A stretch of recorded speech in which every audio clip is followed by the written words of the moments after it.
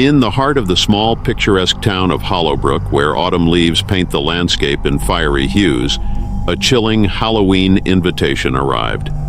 It promised a party to end all parties, hosted in the long-forgotten Thornfield Mansion. Once a grand and opulent estate, the mansion had been abandoned for decades, shrouded in eerie legends and foreboding stories.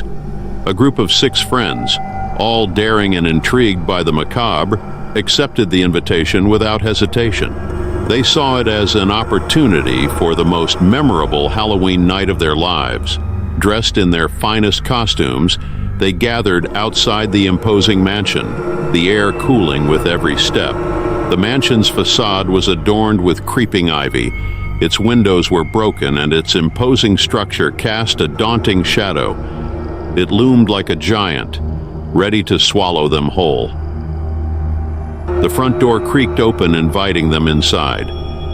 Once inside the mansion's dimly lit entrance hall, the friends were greeted by the enigmatic host, a masked figure in a tattered black robe.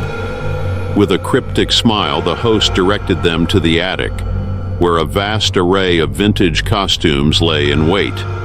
It was as if the mansion had preserved them for this very night. Each friend selected a costume, feeling a strange compulsion to choose one that seemed eerily familiar. Neither did they know that these costumes were haunted by the spirits of their previous owners. Each had met a tragic and untimely end within the mansion's walls.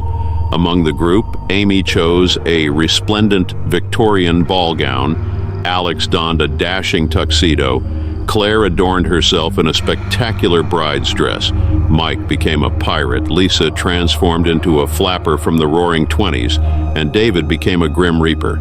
As they descended the creaking staircase to the main hall, the friends noticed that the party was in full swing.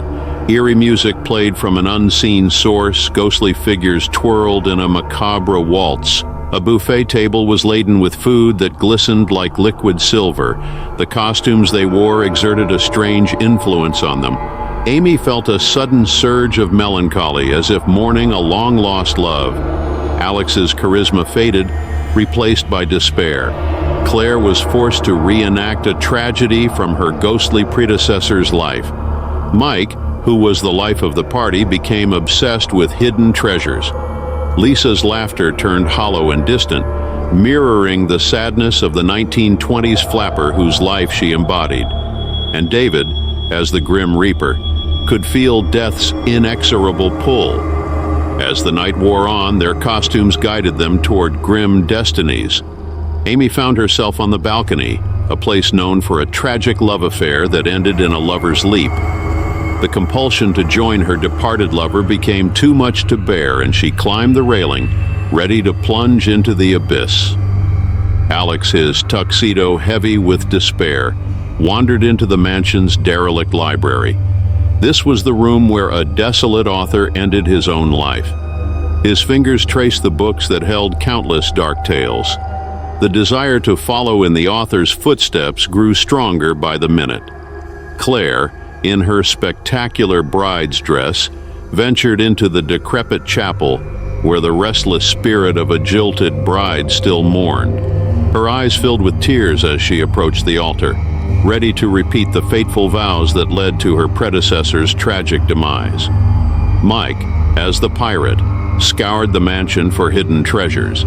He was convinced that he was the reincarnation of a treasure-hungry pirate who met a gruesome end in the mansion's depths. His search led him further into the mansion's treacherous and decrepit interior. Lisa, with the forlorn spirit of the 1920s flapper coursing through her, danced a melancholic Charleston in the grand ballroom. The haunting music echoed through the halls as she swayed to the rhythm of lost dreams, trapped in a time she did not belong to. David, embodying the Grim Reaper, wandered the corridors, his hooded figure a harbinger of death. He encountered the mansion's tragic past in spectral form, guiding lost souls to the afterlife. He was consumed by a sense of foreboding that he too would soon be claimed by death. In the darkest hours of the night, the spirits of the mansion's past converged on the friends. Each was eager to relive their tragic stories through the borrowed vessels of unsuspecting guests. The friends, consumed by the eerie pull of the costumes, were helpless to resist. But in the nick of time, a sudden revelation struck them. The masks and costumes were a reflection of the past, but they did not have to be a harbinger of doom.